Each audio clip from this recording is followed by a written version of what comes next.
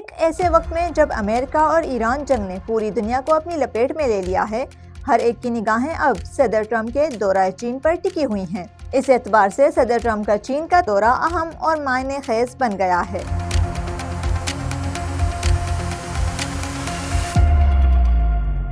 Trump چین کا رخ کر رہے ہیں، جہاں وہ اپنے ہم منصب شی جن پنگ سے ملاقات بھی کریں گے۔ تجزیہ کاروں کا کہنا ہے کہ ٹرمپ جو بار بار ایران پر زور دے رہے ہیں کہ وہ امریکہ سے معاہدہ کرے، ممکن ہے چین کے ذریعے تہران کو اس بات پر مجبور کرائیں کہ وہ واشنگٹن کے ساتھ معاہدہ کرنے پر اپنی رضامندی ظاہر کرے۔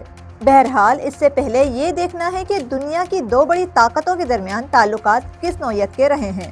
یہ بھی اپنی جگہ دلچسپی سے خالی نہیں کہ اپنی دوسری مدت کے دوران ٹرمپ کی ترجیحات میں چین شامل نہیں رہا، لیکن ایران کے ساتھ جنگ نے ٹرمپ انتظامیہ کی سوچ کا زاویہ ہی بدل کر رکھ دیا ہے۔ عالمی رپورٹس کے مطابق چین مختلف مواقع پر ثالثی کے طور پر سامنے آیا ہے۔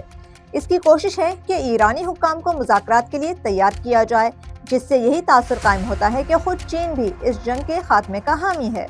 اس کا اندازہ یوں لگائیں کہ گزشتہ ہفتے ایرانی وزیر خارجہ نے بیجنگ کا رخ کیا اور اس دورے کا مقصد آبنائے ہرمز تھا، کیونکہ چین کی خواہش ہے کہ آبنائے ہرمز کے معاملے پر ایران جلد از جلد لچک دکھائے۔ اس کی اہم وجہ یہ بھی ہو سکتی ہے کہ دنیا کے دیگر ممالک کی طرح تیل کی قیمتوں میں اضافے نے چینی ٹیکسٹائل اور پلاسٹک صنعت سے جڑی چیزوں کی لاگت بڑھ گئی ہے۔ ادھر امریکہ چاہتا ہے کہ چین کو اس بات پر راضی کیا جائے کہ وہ سلامتی کونسل میں ایران کے خلاف نئی قرارداد میں کوئی رخنہ نہ ڈالے، لیکن چین کے لیے سب سے زیادہ متنازع اور پریشان کن ٹرمپ کے وہ بیان ہیں جو انہوں نے تائیوان کے معاملے پر دیے ہیں۔ دسمبر 2025 میں چین اس وقت چراغ پا ہوا جب امریکہ نے تائیوان کے ساتھ $11 ارب مالیت کے اسلحہ معاہدے کا اعلان کیا۔ دلچسپ بات یہ ہے کہ جب ٹرمپ نے چین کے ساتھ ٹریڈ پارٹنرشپ کرتے ہوئے ٹیرف میں اضافہ اور پھر کمی کی تو چین نے بھی اس کا کرارا جواب دیا۔ چین نے ریئر ارتھ منرلز کی ایکسپورٹ میں کمی کر دی، ساتھ ساتھ امریکن ایگریکلچرل ایکسپورٹ کی خریداری بھی کم سے کم کر دی، جس کا سب سے زیادہ نقصان ان امریکی ریاستوں کے کسانوں کو ہوا جنہوں نے ٹرمپ کے حق میں اپنا ووٹ استعمال کیا تھا۔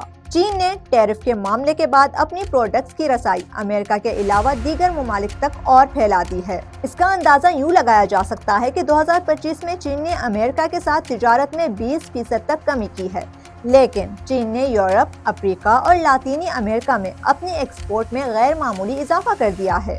امکان ظاہر کیا جا رہا ہے کہ ٹرمپ اس دورے پر اپنے ہم منصب کو مزید امریکن ایگریکلچرل ایکسپورٹس خریدنے پر قائل کریں گے۔ دوسری جانب چین اس موقع کا فائدہ اٹھاتے ہوئے یہ مطالبہ بھی کر سکتا ہے کہ ٹرمپ حال ہی میں شروع کی گئی اس تجارتی تحقیقات کو ختم کرے، جس میں غیر منصفانہ کاروباری طریقوں کا تجزیہ کیا جا رہا ہے اور جو ٹرمپ کو چینی پروڈکٹس پر دوبارہ زیادہ ٹیرف لگانے کا اختیار دے سکتی ہے۔ اس ملاقات میں جدید ٹیکنالوجی سے استفادہ کرنے کی بھی دونوں ممالک میں گفت و شنید ہو۔ بالخصوص چین چاہتا ہے کہ وہ امریکہ سے کمپیوٹر چپس حاصل کر کے اپنی ٹیکنالوجی کو اور زیادہ بہتر کرے۔ اس دورے سے پہلے ہی چین نے امریکہ پر واضح کر دیا ہے کہ وہ تائیوان، جمہوریت اور انسانی حقوق، سیاسی نظام اور چین کے ترقیاتی حقوق جیسے معاملات پر کوئی سمجھوتا نہیں کرے گا۔ چین نے ملاقات سے پہلے ہی ایک مرتبہ پھر امریکہ کی طرف سے تائیوان کو اسلحہ فروخت کرنے کی سخت مخالفت کی ہے۔ چین کا کہنا ہے کہ یہ عمل دراصل اس کے اندرونی معاملات میں مداخلت تصور کیا جا رہا ہے۔ خیر، اب دیکھتے ہیں کہ جمعرات کو ہونے والی ملاقات کے بعد دونوں بڑی طاقتوں کے درمیان برف پگھلتی ہے کہ نہیں۔